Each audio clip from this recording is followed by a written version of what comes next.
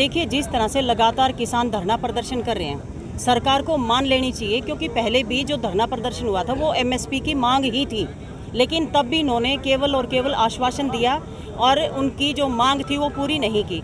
तो अब दोबारा से किसानों को जमीन पर आकर बैठना पड़ रहा है। लेकिन कहाँ बात अटकी? लगभग 30 घंटे होने के आए हैं और लगभग नहीं ज़्यादा 7-8 मीटिंगों का दौर भी चला है। ऐसी क्या दिक्कत आ रही है सरकार को? आपको क्या लगता है? हमें नहीं समझ में आ रहा कि सरकार को दिक्कत क्या है, क्योंकि सरकार को तो जो लोकतंत्र की जो व्यवस्था है उसमें सरकार को सबसे पहले लोगों के पास आकर बात करनी चाहिए, चर्चा करनी चाहिए, क्योंकि संवाद ही किसी भी आंदोलन का एक ही तरीका होता है कि संवाद करे लोगों के साथ, वो लोग क्या चाहते हैं और किस परिस्थिति में सरकार क्या कर सकती है, ये संवाद होना चाहिए। लेकिन सरकार टोटली संवेदनहीन है और संवाद बिल्कुल नहीं करी है। लगातार किसान कई महीनों तक धरने पर बैठे, कई लोग मरे, उसके बावजूद भी सरकार की कानों पर जूं नहीं रेंगी। कहाँ कील पत्थर गाड़ दिए, इस तरह से किया जैसे आतंकवादी हैं। तो ऐसे में सरकार को ये व्यवहार नहीं करना चाहिए, क्योंकि सरकार आती और चली जाती है, न जाने कौन पहले प्रधानमंत्री थे, आज कोई और हैं, कल कोई और होंगे। इस तरह से लोगों के साथ इनको इतना अन्याय नहीं करना चाहिए जिस तरह की सरकार कर रही है। इनका रवैया जो है वो बिल्कुल बेहद संवेदनहीन है और सरकार को एक बार इसके ऊपर विचार करना चाहिए। आपको लगता है कि चूक हुई कि एक संगठन ही शायद बात कर रहा था, लेकिन आज जो है सर्व किसान यूनिट इन्होंने इकट्ठे जो आज बात की पहले हो जानी चाहिए? बिल्कुल सभी को संगठित होकर बात करनी पड़ेगी, क्योंकि कोई भी एक आदमी सरकार के कभी भी किसी झांसे में आ सकता है, लेकिन अगर सभी संगठन इकट्ठे होकर बात करेंगे तो वो चांसेस कम रहते हैं। क्योंकि अक्सर ये होता है कि सरकार के हाथ बड़े लंबे होते हैं, किसी को भी कोई भी प्रलोभन दे के रोका जा सकता है, लेकिन अगर सभी संगठित होकर लड़ाई लड़ेंगे तो उनको रोकना असंभव हो जाता है। तो इसलिए सरकार तो अपने पासे फेंकती है, वो जिस तरह से कर सकती है वो करने की कोशिश करती है, लेकिन लोगों को ये समझना है कि अब सरकार क्या कर रही है उनके साथ और हमें क्या करना चाहिए। जिस तरह से जो हमारे खिलाड़ी हैं, जिनके साथ जो किया जा रहा है, क्या कभी कोई आदमी सोच सकता है एक आदमी के कारण पूरे हिंदुस्तान की, पूरे विश्व में किरकिरी हो रही है, लेकिन उस एक आदमी को ना ये संज्ञान लेते हैं और वो आदमी रैली कर रहा है और उस रैली में दुनिया भर के बीजेपी के नेता पहुंचते हैं। इससे गिरी हुई और अच्छी बात नहीं हो सकती कि किसी ऐसे आदमी के पीछे जिसमें 7 लड़कियों ने आरोप लगाए हों, एक पोक्सो एक्ट भी जिसके तहत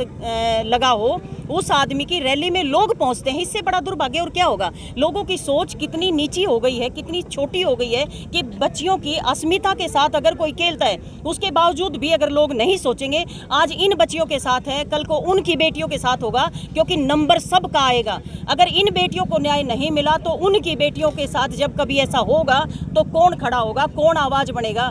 ये वो बेटियां हैं जिन्होंने हमारा मान बढ़ाया है। जब हम टीवी के सामने टकटकी लगा के टीवी देख रहे थे ना कि काश हमारा कोई मेडल आ जाए, तब ये हमारी बेटियां मेडल लेकर आई थी। इनको सर आंखों पे उठाया था, पूरी सरकार इनको एयरपोर्ट पे लेने पहुंची थी, लेकिन आज उनकी बात किसी के कानों तक नहीं पहुंचती। इन्होंने प्रधानमंत्री जी को लेटर लिख दिया, राष्ट्रपति जी को लेटर लिख दिया, जितनी महिला सांसद उन सबको लेटर लिख दिया, खेल मंत्री को लेटर लिख दिया।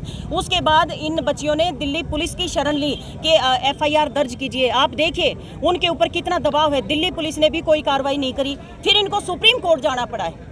सुप्रीम कोर्ट के संज्ञान के बाद FIR दर्ज होती है। एक बच्ची जिसने पोक्सो एक्ट के तहत मामला दर्ज कराया था, उसको इतना डराया, इतना धमकाया ब्रिजभूषण के गुंडों ने कि वो पोक्सो एक्ट के तहत जिसने मुकदमा दर्ज कराया था उसने वो केस वापस लिया।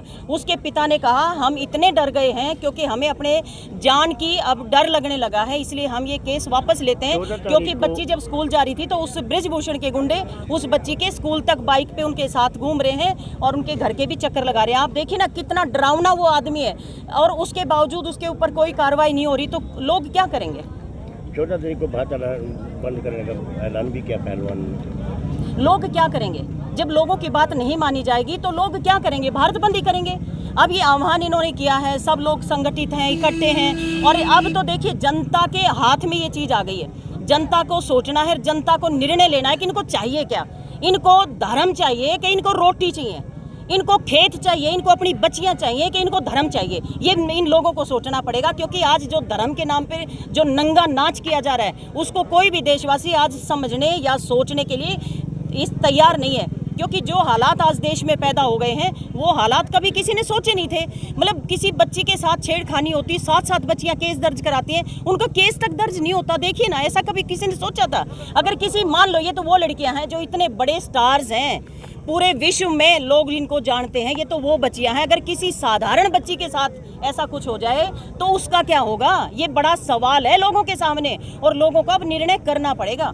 मैडम जी, आपको क्या लगता है कि ये धरना यहीं तक रहेगा या दोबारा कुंडली बॉर्डर तक भी जा सकता है? देखिए, अगर सरकार चाहती है कि ये धरना आगे ना बढ़े तो सरकार को संवाद करना पड़ेगा और सरकार को निष्पक्ष होकर बात करनी पड़ेगी। क्योंकि अगर अब निष्पक्ष होकर सरकार बात नहीं करती है, जिस तरह से पहले इन्होंने लोगों को बहकाया, लोगों को बढ़ाया, लोगों को एक प्रलोभन दिया कि हम दे देंगे एमएसपी, और उन्होंने नहीं दिया। इसी तरह से खेल वाले जो हमारे खिलाड़ी रेसलर्स हैं उनके साथ भी ऐसा ही कर रहे हैं। ये केवल इनको बहका रहे हैं। और अब अगर सरकार चाहती है कि आंदोलन आगे ना बढ़े तो सब किसानों से, सबसे मिलकर बात करें और इसका हल निकालें।